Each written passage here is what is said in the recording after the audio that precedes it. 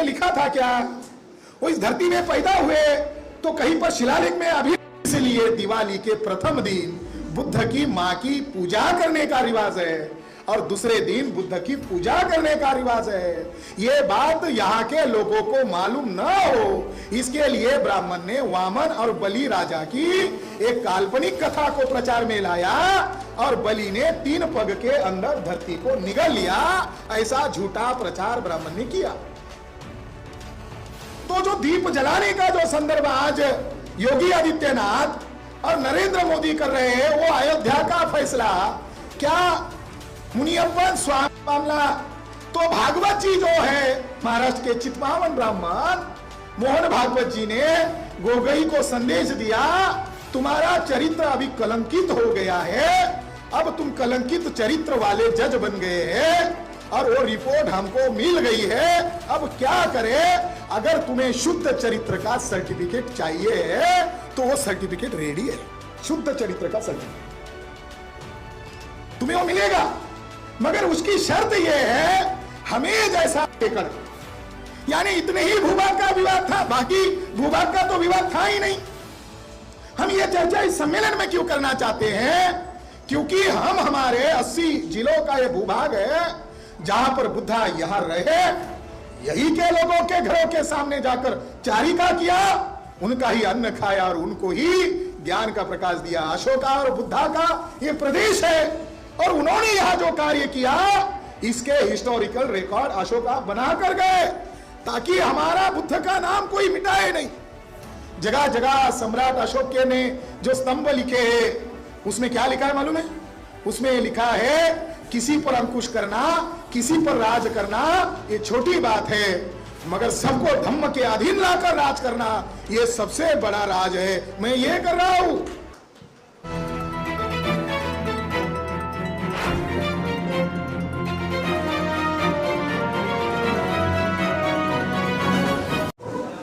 जहां महापरिनिर्वाण हुआ, इसे मल्लों की धरती कहा जाता था। इसमें फ्रंट पेज पर दीपोत्सव नामक मोदी और योगी की तस्वीर छापी गई है और वहां मंत्रोच्चार भी होगा ऐसा छापा गया है। फिर जो शिलान्यास करवाए गए थे उसकी विज्ञापन किया गया है। तो अखबार वालों ने बढ़िया धन ले लिया बीजेपी से और बढ़िया विज्ञापन छाप दिया। तो जो विज्ञापन छापने वाले लोग हैं, आज यहां भी एक सम्मेलन हुआ, इसकी कल खबर छापने वाले नहीं है। जिन्होंने उनसे चंदा वसूल किया है, ये लोग आज हमारी खबर छापने वाले नहीं हैं। तो इसलिए साथियों, हमारे सोशल मीडिया के द्वारा इसको लाइव चल रहा है, ऑल इंडिया में चल रहा है।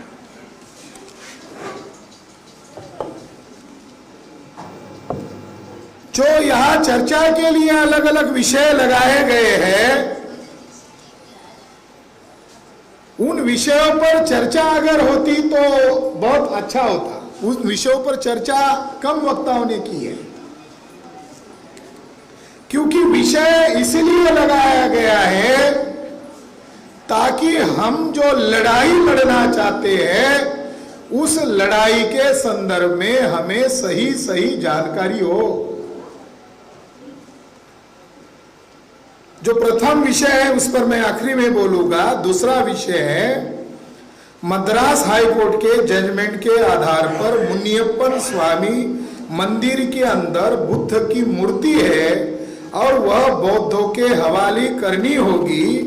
उसी तर्ज पर भारत के तमाम प्रसिद्ध मंदिर के अंदर बौद्ध अवशेष है, इसलिए अयोध्या समेत सभी बौद्ध स्थल बौद्धों के हवाले करने चाहिए।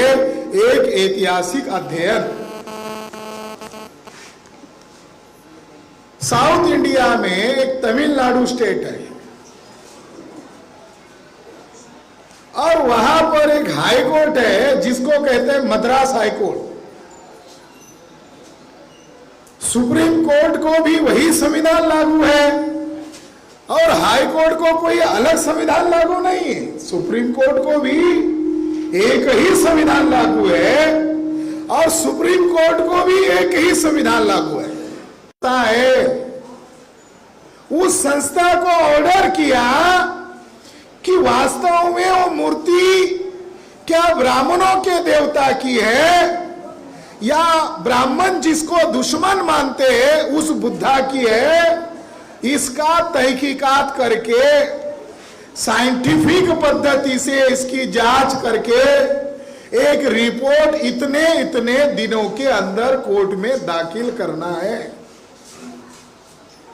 भारतीय पुरातत्व विभाग, जिसको अंग्रेजी में आर्कोलॉजिकल संस्था मानी जाती है, आर्कोलॉजी का मतलब होता है कि आर्कोलॉजी ये सर्वोच्च प्रमाण होता है। मान लो एक लंबी ईंट मिल गई तो उस ईंट का भी कार्बन डेटिंग किया जाता है। मान लो कोई हड्डी मिल गई तो उसका भी समय निर्धारित किया जाता है कि ये मूर्ति कब की है, ये हड्डी कब की है, ये अस्थियां कब की है, ये मंदिर कब का निर्माण हुआ है। तो यानी आर्कोलॉजिकल डिपार्टमेंट कैसा है, बाप दिखाओ नहीं। आज के बाद मुनियप्पन स्वामी को मुनियप्पन स्वामी नहीं कहा जाए, ऐसा मंदिर के बाहर बोर्ड लगाओ और इनकी यहां कोई पूजा नहीं करेगा।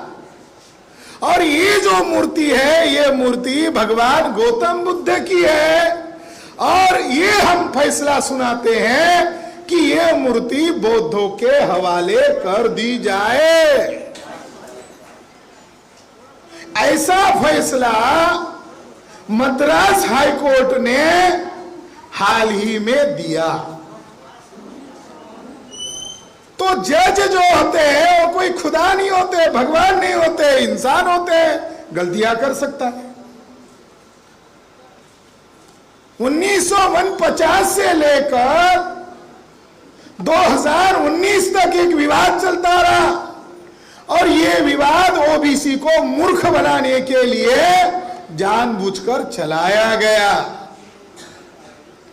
पंडित जवाहरलाल नेहरू ने 22 तारीख के रात के 12 बजे और रात के 12 बजे के बाद दूसरा दिन शुरू होता है, इसको अंग्रेजी में पीएम कहते हैं, मॉर्निंग को एएम कहते हैं। रात को 12 बजे के बाद दूसरी तारीख शुरू होती है।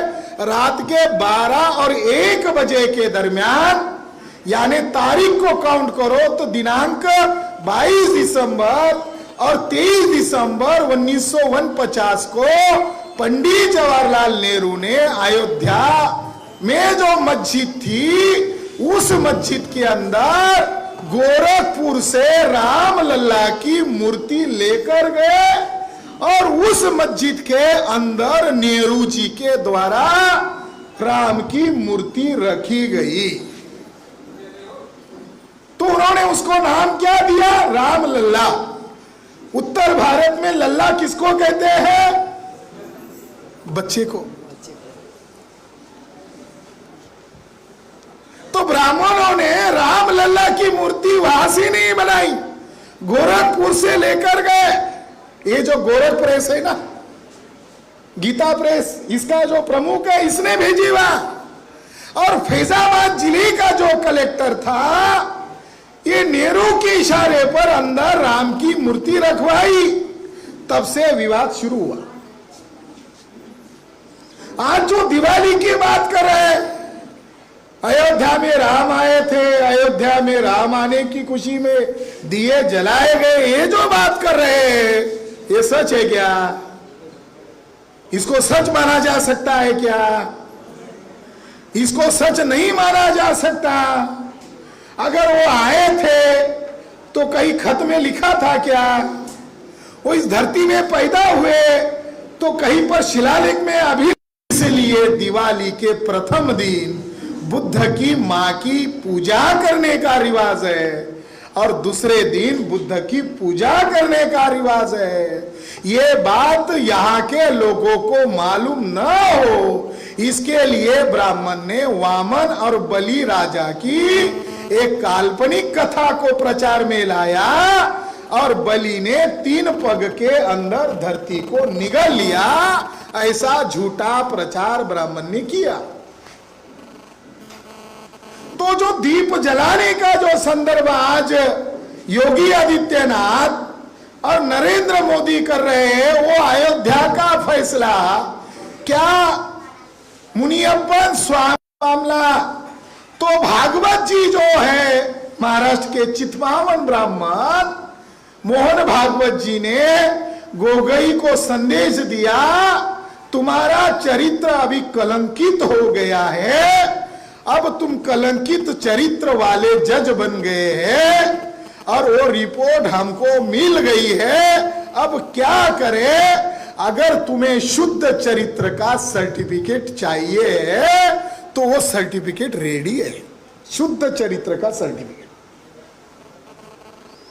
तुम्हें वो मिलेगा, मगर उसकी शर्त ये है हमें जैसा एकड़, यानी इतने ही भूभाग का विवाद था, बाकी भूभाग का तो विवाद था ही नहीं।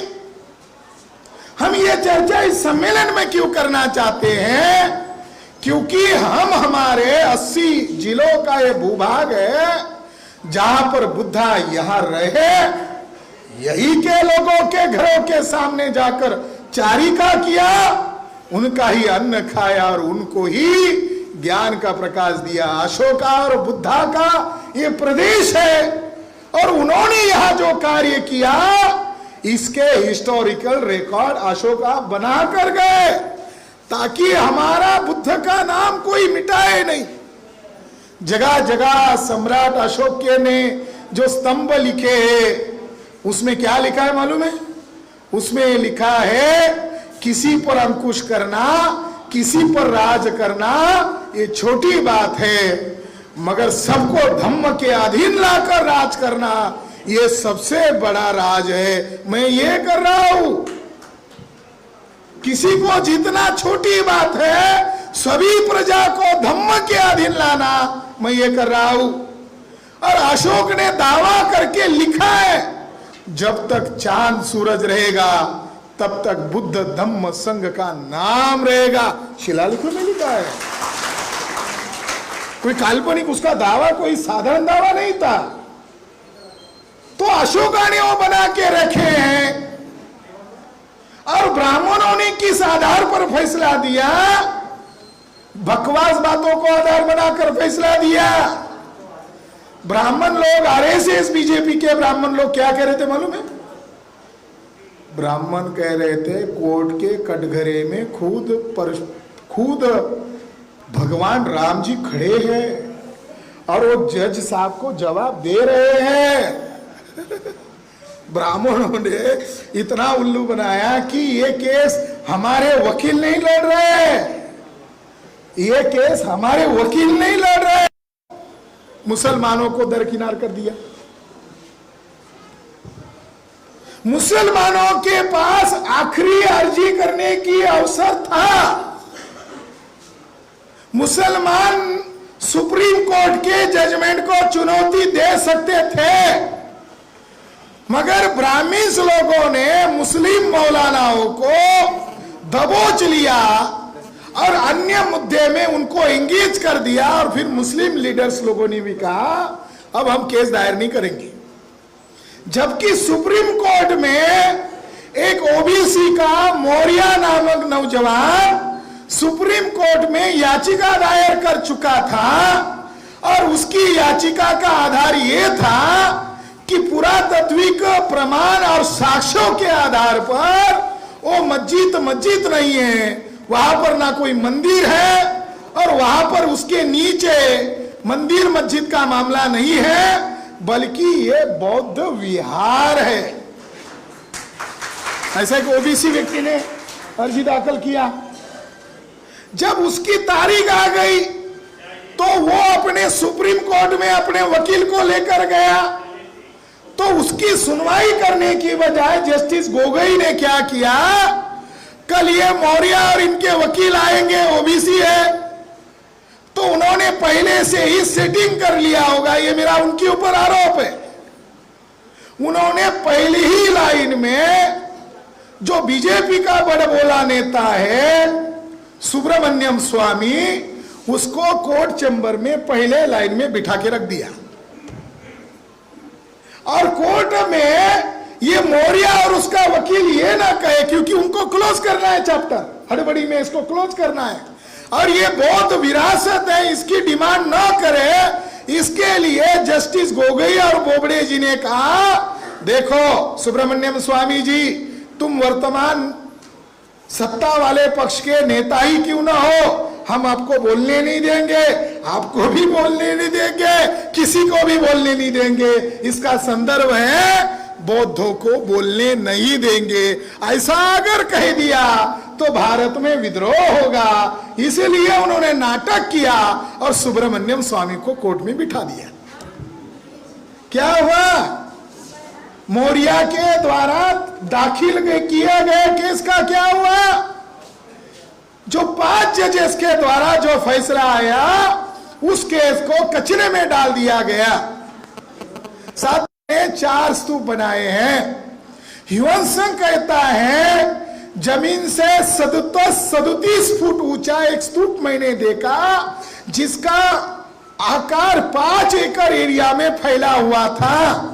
वो स्तूप आज अयोध्या में मणि पर्वत नाम से जाना जाता है। यहां से फैजाबाद से जो लोग आए हैं वो लोग कभी कभार वहां जाते हैं तो वहां देखो, वो जो मणि पर्वत है वो अशोका ने बनाया हुआ है और अशोका का द्वारा वहां पर उत्खनन किया। तो आज ब्राह्मण जिसको हनुमानगढ़ी कहते हैं, ये साकेत नगरी की दीवार है, जिसको आज ब्राह्मण हनुमानगढ़ी कहते हैं। ये सम्राट अशोक द्वारा निर्मित दीवार का एक ऊंचा हिस्सा है, जिसको ब्राह्मण आज क्या कह रहे हैं, ये हनुमानगढ़ी है आर्कोलॉजिकल आधार पर। और उन्होंने आगे ये लिखा कि बुद्ध 6 साल यहां रुके थे और बुद्ध ने महत्वपूर्ण धर्मोपदेश यहां किया था। और बुद्ध की एक अनुयायी थी, शिष्या थी, जिसको विशाखा या मिगार माता कहा जाता है। उस विशाखा ने या मिगार माता ने तथागत भगवान गौतम बुद्ध को एक विशाल विहार बनवा के दिया था। उसका नाम पाली साहित्य में पुब्बाराम विहार कहा जाता है। अशोक जब ये उत्खनन किया गया तो ये सारी बातें रिकॉर्ड में आई गई। उन्होंने कहा मुझे कुआं भी मिला है, मुझे उसकी दीवार भी मिली है। मुस्लिम लोग दावा कहते हैं ये हमारा मजार है, ये हमारा हौद है। ब्राह्मण लोग कहते हैं नहीं नहीं, यहाँ हनुमान जी रुके थे, या पानी पिए थे। तो सारी चीजें ओपन कर दी गई कि वह बौद्ध स्थल है। मस्जिद या मंदिर जो विवादित स्थान है, उससे केवल 100 कदम आगे एक मंदिर है, जहां पर आज लोग पूजा करने जाते हैं फैजाबाद में, अयोध्या में। उस मंदिर का नाम ब्राह्मण बोलते हैं नागेश्वर नाथ मंदिर। ब्राह्मण क्या बोलते हैं, ये नागेश्वर नाथ मंदिर है। वो नागेश्वर नाथ मंदिर नहीं है सर। मेजर जनरल कनिंघम ने मंदिर के अंदर खोजबीन किया तो उनको गजब का शिवलिंग दिखाई दिया। ये शिवलिंग कैसा था, उस शिवलिंग को कमल की पंखुड़ियां थी। उन्होंने उसको बारीकी से देखा, मिट्टी को खोद के देखा, तो उन्होंने अपने रिपोर्ट में 1865 में लिख डाला ये जो नागेश्वर नाथ टेम्पल है और इसके अंदर ये जो शिवलिंग पिंड बोलते हैं, ये शिवलिंग नहीं है, बल्कि सम्राट अशोक का शेर का स्तंभ है और उस शेर के स्तंभ को उल्टा जमीन में गाड़ दिया है और जो नीचे कमल की पंखुड़ियां है वो आज भी दिखाई देती है। आप जाओ, अगर नागेश्वर नाथ टेम्पल का शिवलिंग न होकर सम्राट अशोक का शेर का स्तंभ है, दूध का दूध पानी का पानी हो गए ना। क्या प्रमाण चाहिए? उसको तो खोदना चाहिए और खोदने के बाद तथ्य सामने आएगा। साथियों, 2010 में इलाहाबाद हाई कोर्ट के जजेस ने 92 को बाबरी मस्जिद गिराई गई। बाबरी मस्जिद ओबीसी को हक ना मिले और इनको क्रिमिलियर की भनक न लगे देने का नाटक किया, ऊपर से आर्थिक आधार लगा दिया, रिजर्वेशन पीछे के पर्दे से, पीछे के दरवाजे से निकाल दिया। इसके लिए ओबीसी सड़क पर ना उतरे, इसके लिए कांग्रेस और आरएसएस बीजेपी के लोगों ने योजना बनाकर मस्जिद को ध्वस्त किया। अब ध्वस्त किया हुआ जगह खाली पड़ी थी, वहां ढेर पड़े थे, तो इलाहाबाद हाई कोर्ट ने कहा इसके अंदर राम के अवशेष है, यानी मंदिर के अवशेष है या मस्जिद ही थी, इसकी जांच करने के लिए जैसा ये जो मुनियप्पन स्वामी का फैसला आया वैसा ही इलाहाबाद हाई कोर्ट के जजेस लोगों ने कहा इसकी खुदाई की जाए और खुदाई करके रिपोर्ट हम मंगवाएंगे और जो सच होगा हम उसके समर्थन में फैसला देंगे। सन 2002 और 2003 में वहां खुदाई की गई।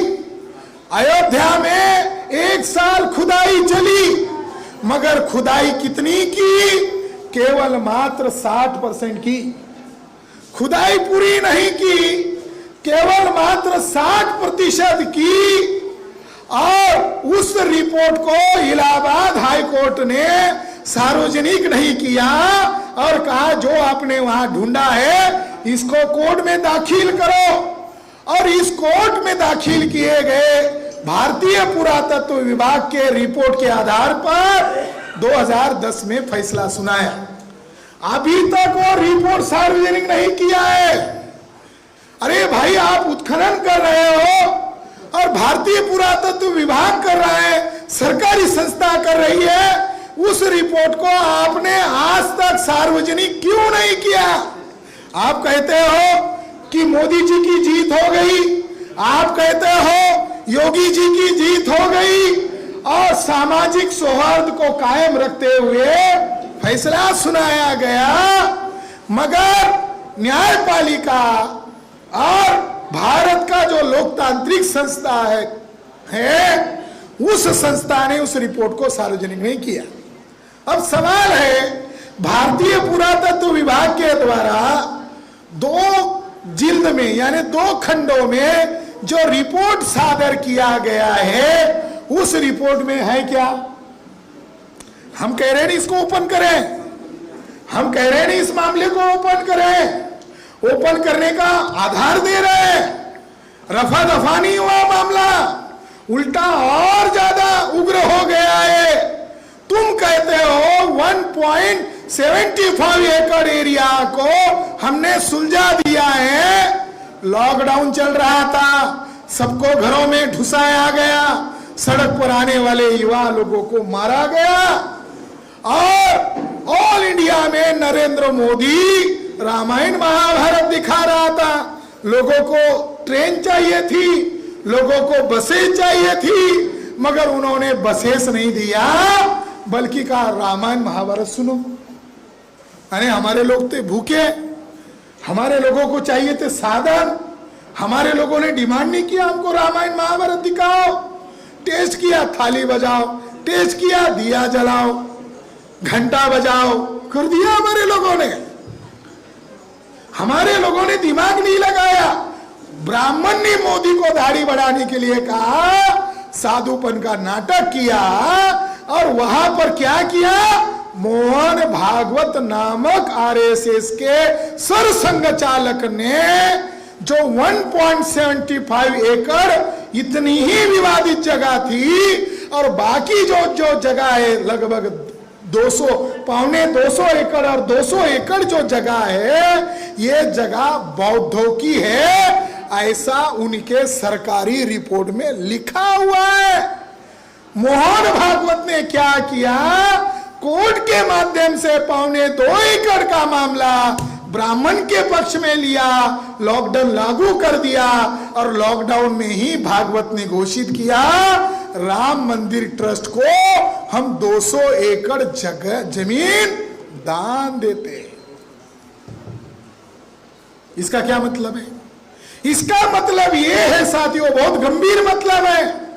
सम्राट अशोक के द्वारा जो बने हुए 4 स्तूप है, जिसको आज ब्राह्मण मणि पर्वत, कुबेर पर्वत, फलाना ठलाना कहते हैं, यह अशोका के द्वारा निर्मित स्तूप है, ये वो तोड़ना चाहते हैं। इसलिए उत्तर प्रदेश में हम ये तथागत भगवान गौतम बुद्ध की ये पवित्र धरती पर यह संकल्प करने के लिए आए कि हमें जल्द से जल्द 80 जिलों में जाकर हमें हमारी विरासत बचाने के लिए संगठित शक्ति का निर्माण करना होगा।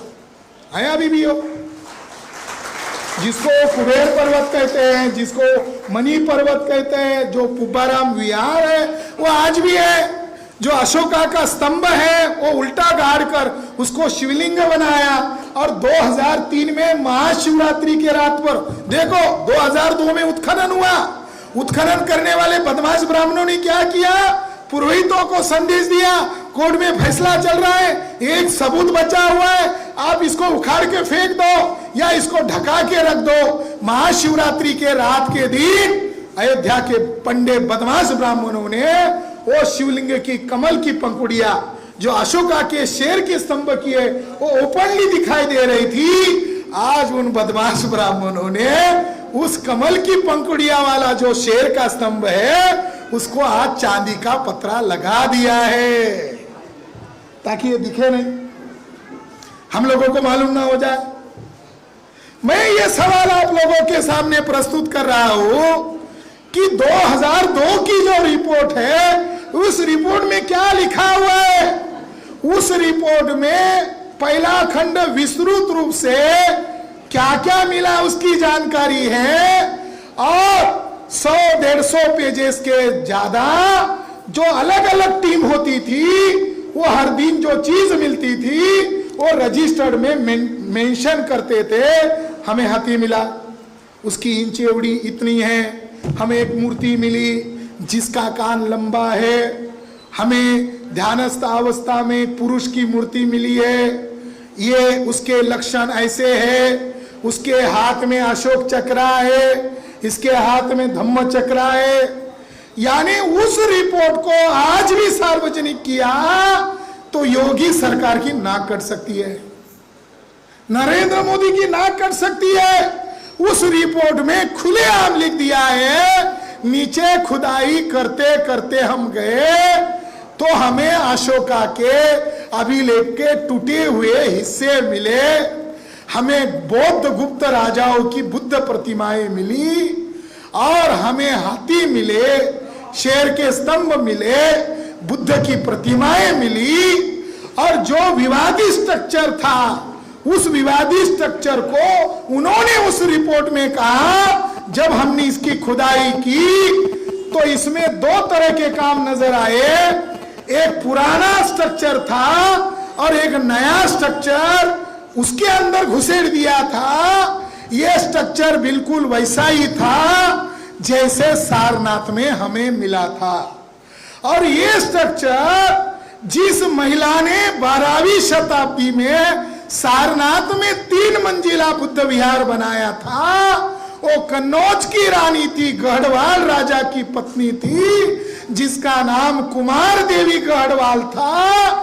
जो मंदिर मस्जिद का जो स्ट्रक्चर है उसके नीचे हमें ना मंदिर के अवशेष मिले, हमें मस्जिद के जो भी अवशेष मिले उसके नीचे हमें 1-2 स्ट्रक्चर मिक्स होते हुए मिला और वो स्ट्रक्चर किसके द्वारा बनाया गया है, ये कन्नौज का राजा जो गढ़वाल राजा था उस राजा की पत्नी कुमार देवी का ये बुद्ध विहार है। वह ऐसा उस रिपोर्ट में दर्ज है जिस रिपोर्ट को इलाहाबाद हाई कोर्ट ने कचरे में डाल दिया, सुप्रीम कोर्ट ने कचरे में डाल दिया, और इलाहाबाद हाई कोर्ट ने जो फैसला दिया वही फैसला सुप्रीम कोर्ट ने दोबारा सुनाया। हाई कोर्ट ये कहता है आस्था के आधार पर राम यही पैदा हुए, और सुप्रीम कोर्ट उसी फैसले को कह रहा है आस्था और श्रद्धा के नाम पर राम यही पैदा हुए। काय के लिए उत्खनन किया? संबंध नहीं है, उसका कन्नौज का राजा है, और 1230 में उसने बुद्ध गया जाकर बुद्ध गया को भी डोनेशन दिया, वहां उसका अभिलेख लिखा हुआ है। और उसका जो गुरु था जयचंद्र बौद्ध राजा, जो कन्नौज का राजा था, उसका गुरु उदंतपुरी विश्वविद्यालय का भिक्खु था, और उदंतपुरी आज की तारीख में जगन्नाथपुरी को कहा जाता है। जगन्नाथपुरी मंदिर नहीं है, जगन्नाथपुरी बुद्ध धम्म संघ की पूजा करने का स्थान है। ब्राह्मण ने बुद्ध की जगह पर कृष्ण को लाया, ब्राह्मण ने संघ की जगह पर बलराम को लाया, और बौद्ध साहित्य में हमेशा धम्म को महिला का ही प्रतीक माना जाता है, धम्म की जगह पर सुभद्रा को लाया। इस तरह से सारनाथ में भी कब्जा किया। तो इस संदर्भ के पीछे यह जानकारी मैं आप लोगों को देना चाहता हूं कि हम लोग सुप्रीम कोर्ट में जल्द ही याचिका दायर करने वाले हैं। हमें मालूम है कि वो बदमाश ब्राह्मण हमारी बात को नकार देंगे तो हम जनता में और ज्यादा जाएंगे। हमें एक तरफ सुप्रीम कोर्ट में भी लड़ना है और एक तरफ जनता की कोर्ट में लड़ना है, संगठित शक्ति का निर्माण करना है। क्योंकि मामला 1.25 एकड़ का होता तो पल भर के लिए हम पल भर के लिए भूल जाते, मगर मामला 200 एकड़ एरिया का है, और 200 एकड़ एरिया में महान सम्राट अशोक के 4 प्रमुख स्तंभ है। इस स्तंभ को ब्राह्मण लोग मिटा रहे हैं, इसलिए केवल 22 प्रतिज्ञा के नाम पर आप विवाद में खुश हो रहे हो, इससे काम नहीं चलेगा। आपको संगठन शक्ति बनाकर आपकी खोई जा रही विरासत को बचाना होगा।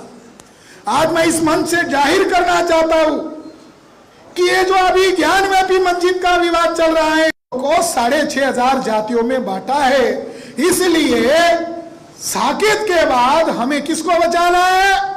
ज्ञानव्यापी मस्जिद बौद्ध विहार है, और मथुरा जो है वो भी बौद्ध विहार है। इतना छोड़ो, यहां से कोई वाराणसी का है? सिद्धांत मौर्य वाराणसी से आए, तो वाराणसी में आप जाओ, जानबूझकर देखने के लिए जाओ। जो ज्ञानव्यापी मस्जिद है वहां से थोड़ा ये साइड आगे 1.5 किलोमीटर जाओ बाइक से, तो वहां अगर आप जाओगे तो वहां पर एक मस्जिद है, एक थोड़ा हिस्सा कब्रिस्तान है जिसको शाही कब्रिस्तान कहते हैं औरंगजेब के समय की, और दूसरे तरफ नमाज अदा करने के लिए एक बिल्डिंग का स्ट्रक्चर है, और वहां भी पुलिसों की छावनी बैठी हुई है। मैं आपको समझने के लिए बता रहा हूं, कुछ बातें मिट्टी के अंदर है जिसको खोदने के बाद पता चलेगा। मैं जो दृश्य रूप है उसको आपको बता रहा हूं। ज्ञानव्यापी मस्जिद से 1.5 किलोमीटर आप आगे चले जाओ, ट्रेन की पटरी को छोड़ दो, आगे आप जाओगे तो वहां पर मस्जिद भी है, वहां पर पंडित भी बैठे हुए हैं, और जमीन से ऊपर लगभग 30-35 फीट ऊंचा एक बड़ा शिला स्तंभ है। ब्राह्मण उसको कहते हैं ये शिव का लठ है। अरे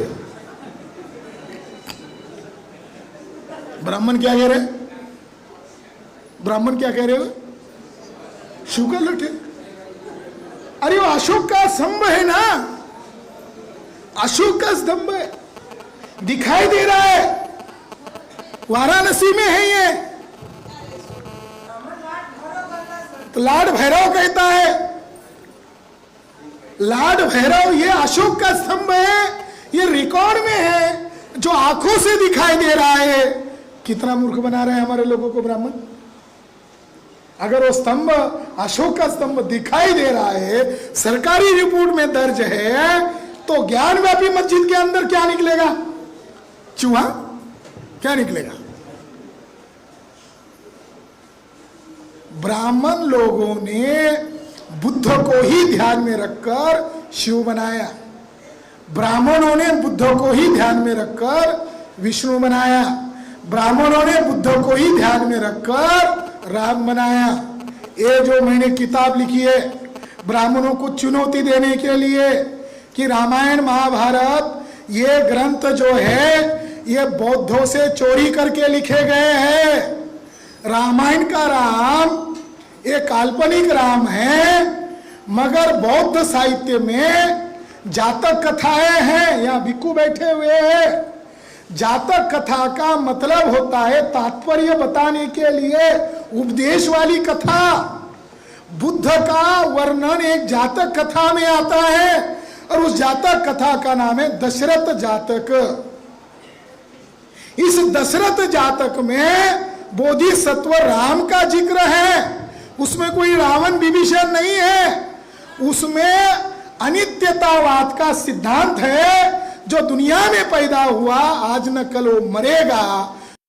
महाभारत में 137 बार जिक्र है। अब बताओ, राम पहले, कौरव पांडव पहले कि बुद्ध पहले?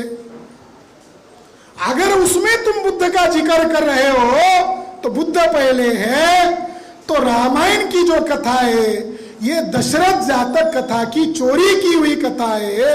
तो ब्राह्मण चोर ही नहीं है, डाकू है। डकैती डालने का उन्होंने काम किया और डकैती डालकर उन्होंने जो समाज के प्रसिद्ध पात्र थे उसको हाईजैक किया और समाज में प्रचार करके रामायण की कथा का प्रचार किया। ये दशरथ जातक कथा की चोरी मात्र है।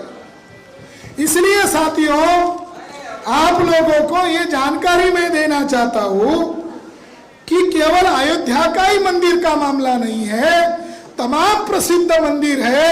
ये सारे के सारे सम्राट अशोक के द्वारा निर्मित 84,000 बुद्ध स्तूप है। हैदराबाद में जाओ, वहां जाते समय लोग, बच्चे, महिला, बूढ़े बाल काट के आते, तो बाल काटने वाले भगवान को नाम दिया बालाजी। बाल काटते हैं, अब बाल नहीं उसको, तो उसको नाम दिया बालाजी। वो बालाजी बुद्ध का अवतार है। महाराष्ट्र में जाओ, पंढरपुर एक बड़ा है, पांडुरंग जिसको कहते हैं। बाबा साहब ने दावे से कहा ओबीसी लोगों को, तुम जिसको पूछते हो उसका नाम पांडुरंग है, मगर पांडुरंग पाली भाषा का पुंडरीक शब्द का अपभ्रंश है। पुंडरीक का मतलब होता है सफेद कमल पर बैठा हुआ ध्यानस्थ बुद्ध। ये वो है, पांडुरंग कोई और नहीं बल्कि बुद्ध है। सद्धर्म पुंडरीक ग्रंथ है। तो देश भर में जितने भी मंदिर है, अभी नरेंद्र मोदी किधर घूम रहा है? हिमाचल प्रदेश में केदारनाथ। केदारनाथ क्या है? पंडित राहुल सांकृत्यायन 1941-42 में गए और उन्होंने अपना सफरनामा मेरी हिमाचल यात्रा नामक किताब लिखा। उस किताब में केदारनाथ पांडे उर्फ राहुल सांकृत्यायन ने लिखा, मैं केदारनाथ, बद्रीनाथ यहाँ गया, उसकी मूर्ति को नजदीक से देखा तो उसके छाती पर एक बड़ी रेशा मुझे दिखाई दी। मैंने पंडित को पूछा ये रेशा क्या है? पंडित बोलने लगा ये जनेऊ है। मैंने उसको लताड़ते कहा मैं भी ब्राह्मण हूँ। एक संदेश बाबा साहब अम्बेडकर का है। सारनाथ में 26 नवंबर 1956 में बाबा साहब अम्बेडकर आए थे। तो सारनाथ यानी उत्तर प्रदेश, उसमें कुशीनगर भी है। तो बाबा साहब अम्बेडकर ने उत्तर प्रदेश के लोगों को कहा आपको जल्द से जल्द ये धर्म त्यागना होगा और इस धर्म को त्यागने से आपकी मुक्ति संभव है और मैं समूचे भारत में बौद्ध धर्म की लहर पैदा करने में कामयाब हो रहा हूं। बाबा साहब अम्बेडकर ने कहा अगर आप बौद्धिस्ट बनते हो, चाहे अहीर हो, कुशवा हो, कुर्मी हो, शेड्यूल कास्ट के लोग हो, तो आपके ऊपर आज जुल्म होता है। आपको बचाने के लिए कोई नहीं आता। बाबा साहब ने कहा आपके ऊपर आज जुल्म होता है, आपको बचाने के लिए कोई नहीं आता। अगर आपने बुद्ध धर्म को अपना लिया, दुनिया में आपके भाई बुद्धिस्ट भाई है, वो आपको मिलकर गले से गला मिला लेंगे। तो मुझे यकीन और विश्वास है, बाबा साहब ने कहा कि मैं जब उत्तर भारत में धर्मांतर करूंगा तो आप मुझे साथ दोगे। अब यहां उत्तर प्रदेश में कांशीराम मान्यवर साहब ने 2002 में नागपुर में जाकर घोषणा किया, ऐसी संगोष्ठी का आयोजन किया। भदंता आनंद कौशल ने उसके प्रमुख मार्गदर्शक। कांशीराम जी को 2009 में संदिग्धता से मौत आ गई और कांशीराम जी का सपना अधूरा रह गया। कांशीराम जी बौद्ध धर्म अपनाना चाहते थे, इसलिए ब्राह्मणों ने षड्यंत्र करके उनकी हत्या कर दी। बाबा साहब अंबेडकर ने काठमांडू में जाकर कहा ज्यादा समय नहीं, मुझे 1.5-2 साल अगर मिला, और मुझे यकीन विश्वास है, मैं डट्टा कट्टा हूं, अगर 1.5-2 साल मिला तो मैं पूरे भारत को बौद्धमय बनाकर ही मरूंगा।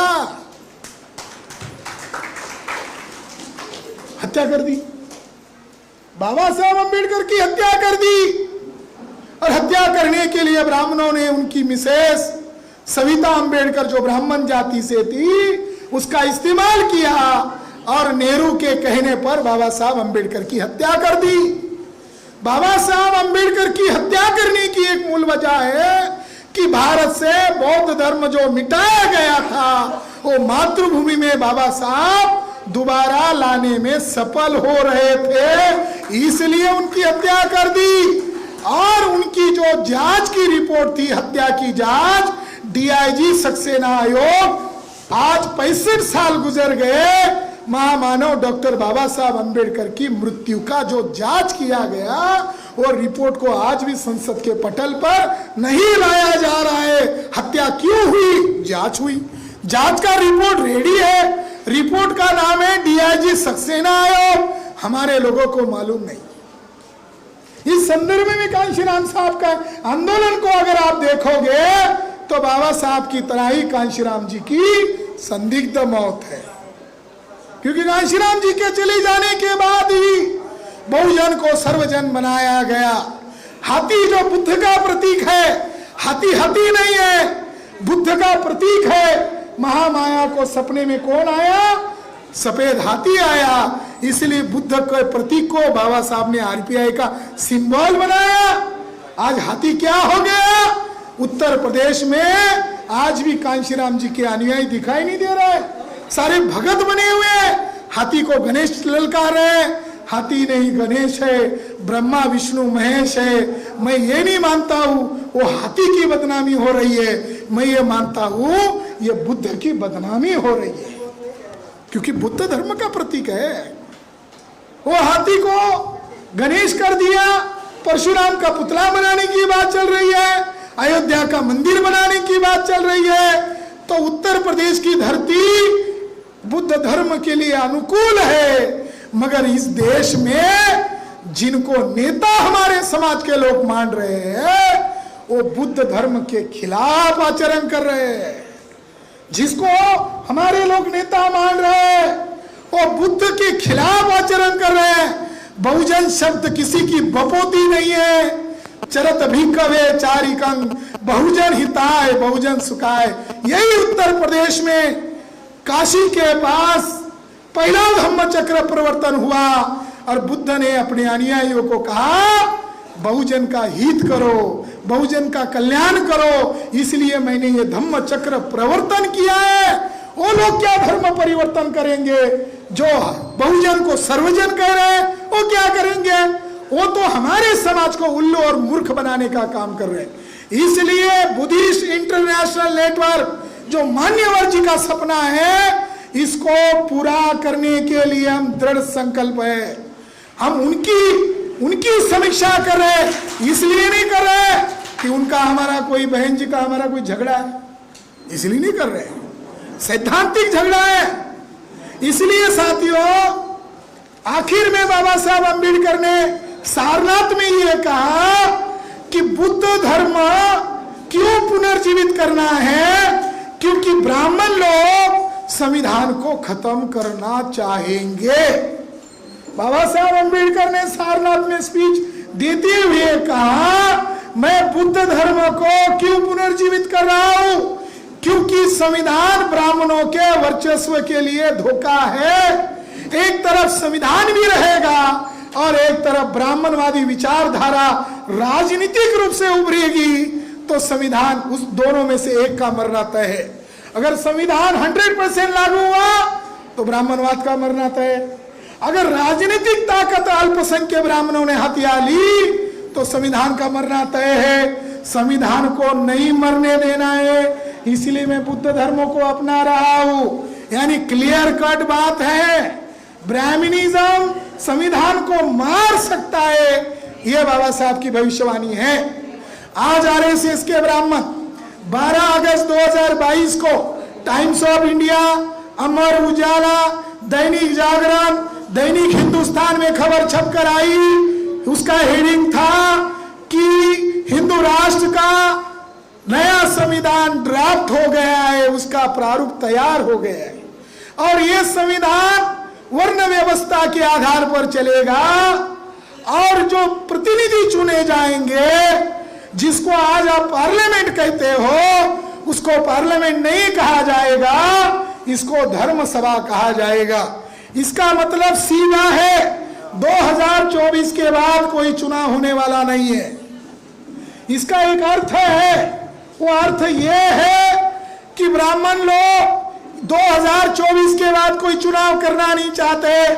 अगर उनका संविधान उनकी शताब्दी वर्ष, आरएसएस की शताब्दी वर्ष पर लागू होता है तो वर्ण व्यवस्था पर लागू है। और वर्ण व्यवस्था में वो पार्लियामेंट का नाम बदलकर उन्होंने नाम दिया धर्म संसद, और धर्म संसद में 540 संसद ये ब्राह्मण ही रहेंगे। इसका मतलब है एससी एसटी ओबीसी का खात्मा करने का ये नया संविधान है। मगर वो चर्चा कर रहे हैं और हमारे कुछ भगत लोग हैं हमारे समाज के, वो लोग कह रहे हैं आप बेवजह आरएसएस के हेडक्वार्टर पर मोर्चा लेकर जा रहे हो। हमारे कुछ लोग हैं, हमारे बहुजन समाज के कुछ लोग हैं कि वो कह रहे हैं कि आप लोग समाज को बरगला रहे, ब्राह्मणों के खिलाफ भड़का रहे और आप लोग बेवजह आरएसएस के हेडक्वार्टर पर मोर्चा लेकर जा रहे हैं। जब मोर्चा लेकर गए तब मोहन भागवत की बोलती चेंज हो गई और भागवत ने कहना शुरू कर दिया वर्ण और जाति को मानना बुरा है और मैं ब्राह्मणों को कहता हूं, हे ब्राह्मणों पाप क्षालन करो। जब नाक दाबी तब उसने मुंह खोला। जब मोहन भागवत का नाक दाबा नागपुर में जाकर, तब जाकर उसने अपना मुंह खोला। इधर वो कानपुर में भामसेव के अधिवेशन को रोक लगाया, 144 धारा लगा दी। अरे वो तो स्टेट के कर्मचारी थे, कोई आतंकवादी तो थे नहीं। यहां उन्होंने पाबंदी लगाई, इधर हरियाणा में डीएनए परिषद पर पाबंदी लगाई।